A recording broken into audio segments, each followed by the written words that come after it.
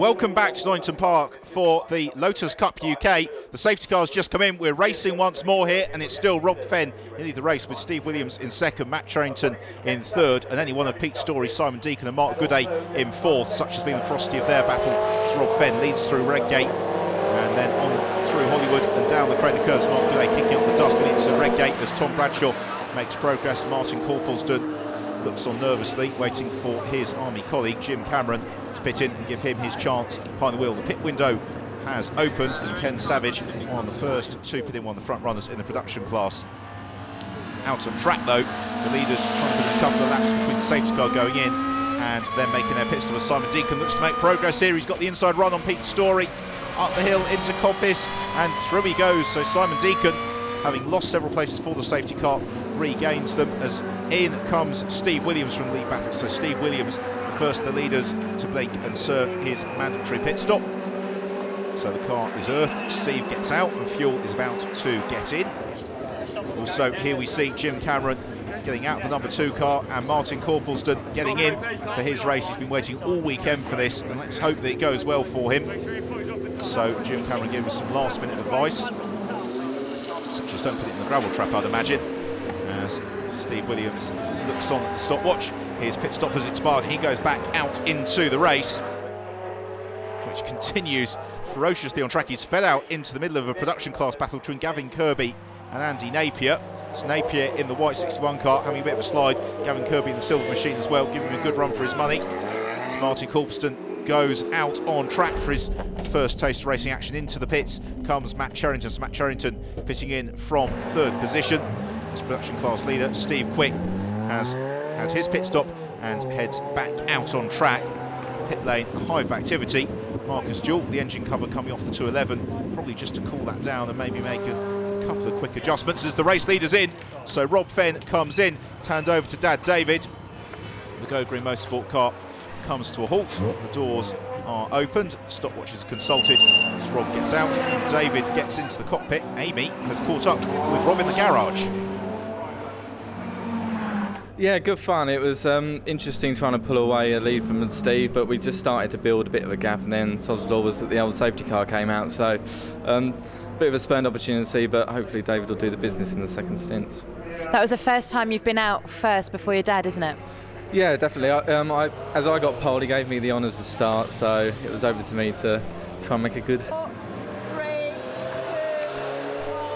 1. Well, Rob's being very diplomatic because actually Dad David stuck the car on the gravel trap in qualifying this morning, and I think that's probably why Rob insisted on going first. Anyway, David Fenn out on track, and you saw there that he's rejoined behind Steve Williams, so Steve Williams has been able to jump the Fenns through the pit stops. There's the yellow card just flashing through your screen, and Mark Gooday as well is right on their tail, so this is going to be a very close battle through in the closing stages. Of course, Mark Gooday, who's looking to find his way through, he has been on track all race long, whereas David is just getting up to speed.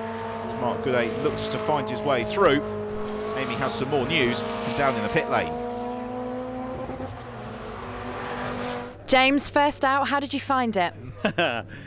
Interesting. It's quite busy out there, to say the least. And it was, but it was really good fun, sort of circulating well with another couple of cars. But a few laps in, I think I had a fairly straightforward choice between rubbing paint with somebody or a bit of gravel. So as you can see behind, I've left a lovely pile of gravel here in the pit lane, which I brought back with me. But got the car back all right. Martin's now out and lapping pretty well. So yeah, it's great.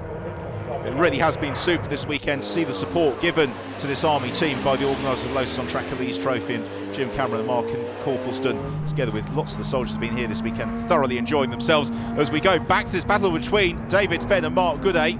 David Fenn, when he's up to speed, he certainly was uncompromising there with Mark Gooday, giving him no option to go around the outside, as Ken Savage, having had his pit stop, is at full chat out around the wonderful Donington Park circuit. So we've got Neil Livesey under pressure here into Redgate from Stuart Plotneck. Plotneck looking to the inside, Neil Livesey. Livesey turns across him very late. We could have some contact here. That's going to be very tight, the slightest of touches. And that is something that any Hollywood stunt driver would be proud of. Perfectly synchronised spinning. Olympic sport for 2012, I think.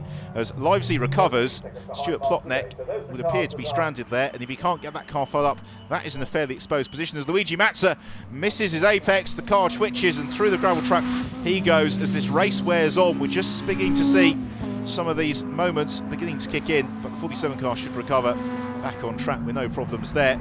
As we move now to the battle at the head of the field, because Simon Deacon, after the pit stops, is coming out in the lead the race with Steve Williams in second, so it's going to be down to the pair of them to sort out the victory, but not until after the safety car has been out on track once more to recover the car of Stuart Plotnick. A great shame that Plotnick hasn't been able to get that 52 car fired up back into the race. Stuart, a very, very quick driver, as he showed when he got on the podium earlier this year at Donington Park in the Lotus on Track Elise Trophy. Another disappointing early end to the day there for Stephen Grove. It's a broken wheel for Stephen, so great shame that he is out of the race. The team bring the car into the garage as the safety car peels in. Now what can Steve Williams do here about the race of this Simon Deacon? Then we go back to the battle for third place. That is Pete Story in third in the blue car, and then David Fenn in fourth with Mark Gooday in fifth. So those are the battles to watch for the top positions here as we are beginning to move towards the final stage of this race. So Steve Williams is going to make his move on Simon Deacon. It's not getting desperate now, but he's certainly, with each lap that goes by, going to be getting considerably closer towards the end of the race.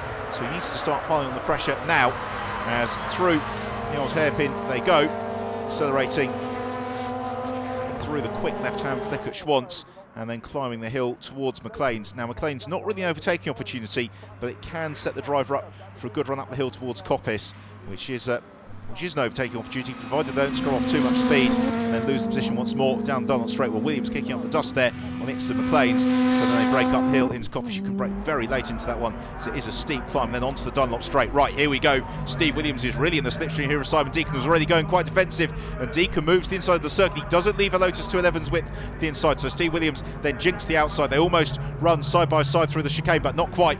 They accelerate out onto the start and finish straight again. Steve Williams has got a really good run here on Simon Deacon, who goes defensive very, very early, and it's Williams to the outside, Deacon to the inside. It's going to be a drag race towards Redgate. Fantastic action here in Lotus Cup UK. Who is it going to be? It's going to be a case of bravery on the brakes as Williams squeezes Deacon, and Steve Williams is going to go for it around the outside into Redgate. Superb manoeuvre from Steve Williams to claim the lead of the race. But now what can Simon Deacon do by return? Because that was audacious stuff there from Steve Williams. Very brave manoeuvre, as he now sets about trying to drive away from Simon Deacon, and in turn Deacon will be just looking to stay in the slipstream with Steve Williams in the yellow car and seeing if he can't find his way back through into the lead of the race. And of course the pair of them, they continue to fight amongst themselves, may bring David Fenn and Pete Story back into it, as Gavin Kirby rejoins the race from a quick trip to the garage, as he comes up just ahead of Vital Chauhun and Luigi Mazza, who are having a battle slightly lower down the field, and also the production class leader Steve Quick, who is showing very well this afternoon. So these cars tussle their way down the Craner curves. Again, good opportunity to enjoy the variety of Lotuses that we get in the Lotus Cup UK. The drivers really have taken to it during its first season this year in 2011, with full grids of pretty much every single race. It has been a very welcome addition to the UK Motorsports calendar as we go back to lead the race, and we've got Simon Deacon looking at the inside here at Steve Williams, and he's going to go through at Redgate. Brilliant move from Simon Deacon. So last lap it was Williams around the outside, this time around it's Deacon to the inside, but who will win the drag race down the Craner curves? I think Simon Deacon has just done enough to reclaim the lead and at least make it stick for a couple of corners. Then the exit from the old hairpin is going to be crucial to whether Steve Williams can settle a move a little bit later on in the lap. As a drive-through penalty for Pete Story in third, so Pete Story serving a drive-through penalty. That's going to promote David Fenn into the podium positions as we come down the Dunlop straight for the final time, and Simon Deacon has got enough here on Steve Williams. He's too far back, and unless Deacon makes an error through the chicane, which he doesn't seem on course to do, it's going to be an excellent victory here for Simon Deacon after a thrilling race. So the checker flag is being ready. They're not going to catch those production class cars. Checker flag goes out now, and Deacon does it. He takes the win. Great drive, and Steve Williams a superb run as well for second position, and Simon Deacon quite deservedly receiving the acclaim and applause from the crowd here at Donington Park, particularly at Redgate, where they've been treated to super overtaking manoeuvres. As across the line, they've made it to the finish. It's Martin Corpelston who successfully takes the checker flag in his first motor race, just ahead of the car rounding out the podium, that of David and Rob Fenn. So here are the final results, with the win for Simon Deacon, Steve Williams second, the Fenn in thirds, Pete Story a late slip down into fourth with Mark Gooday in fifth, Marcus Jewell in sixth, Doug and Chris Setters well up in seventh, and Steve Quick winning the production class in eighth place. In terms of the 211 class, it was Simon Deacon from Steve Williams and Pete Story, so at least Pete gets on the podium. The Exige Cup won by Jonathan Mobbs from Glenn Sherwood. And then in the Lotus Open class, well, it's the Fens from the Setters, and then Vital Chauhun rounding out that podium. Within the production class, Steve Quick from Ken Savage, and then John Lemaster and David Hay, a very strong third for them. Very warm round of applause from the grandstand. They were treated to a super battle between Steve Williams and Simon Deacon, and they received the spoils of victory. The champagne corks are popped, and we have the fight on the podium. Simon, congratulations, first place. There was quite a big battle going on. Did you think you were going to win it? At the beginning, no. I mean, Steve was way ahead of me at the beginning. He came in early for the pit stop, and I got out just before him, and I knew then there would be a good battle between us. But at the beginning of the race, it was very difficult. I had a lot of fuel on board because I don't refuel, and it was a struggle to keep the car on the track, but I got there in the end. Yeah, I had the lead of the race for a short time, but unfortunately lost it. Master plan didn't work. You said to me earlier that you were thinking that the car was going to blow up. How did it last? Well, yeah, in fact, the drive shaft let go, and the vibration caused the exhaust to pop off, which has burnt the rear clamshell. So I think another couple of laps we didn't see to see the fire marshals. Do you reckon if you had another couple of laps you would have been able to get to first place? Simon was driving really, really well today, and they deserved the win. Excellent race. Always unfortunate to finish second as always, but yeah, I had an excellent race. Thank you. Rob started to have overheating problems on his stint, and when he handed over to me, we knew the head gasket was on the way out, so it was just a question of managing the car really and the over temperature. And I was worried the whole time that the engine was going to blow up. I heard you saying if you had one more lap. I think so, because Pete Story was coming behind me and there's nothing I could do because I was already on 100 degrees, and that's the kind of temperature our team manager says just, you know, stop the car normally. But he was telling me just nurse it to the end, nurse it to the end, so luckily we did. You're still first in your group. You don't seem to be beaten yet, do you? No, I mean, in reflection, we're still doing well in the championship overall. It's just disappointing, as you can imagine, coming from pole and then losing out, but there you go, that's racing. We've seen some fantastic racing here at Donington, so join us for more after the break.